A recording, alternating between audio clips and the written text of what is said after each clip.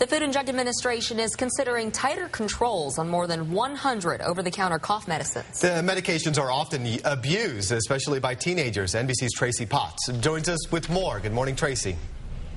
Curtis and Lindsay, good morning. You might remember earlier this year there was a warning that went out to parents in the Blue Valley, Kansas school district because 8 students there overdosed on these cough medicines. The issue is there is an ingredient called dextromethorphan. It's in these 100 or more commonly used cough medicines, but what it does is when taken in an entire bottle or a package, it gives teenagers a high. They've realized that, and now it's become a big problem not only in Blue Valley School District but also around the country. The FDA has logged in one particular year more than 8,000 ER visits related to overdoses of cough and cold medicines. What are they doing about it? Well, today, an FDA advisory panel is meeting. They'll hear from all sorts of experts on the issue.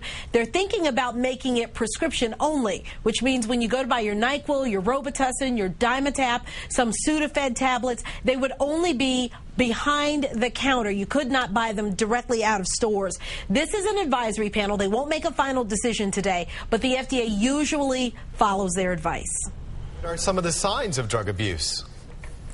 Well, here's something that parents will want to look out for. If you have a teenager and you're noticing that there are a lot of empty cough medicine bottles or other medical packaging around your house, boxes and bottles, that may be a big clue, a red warning that you should get them some help. Also, changes in friends, appearance, sleep and eating patterns, other things that are common signs of some type of drug abuse. If they suddenly become hostile or uncooperative, and if you notice an unusual chemical or medical smell when you're near your child, that may be a sign that something's happening.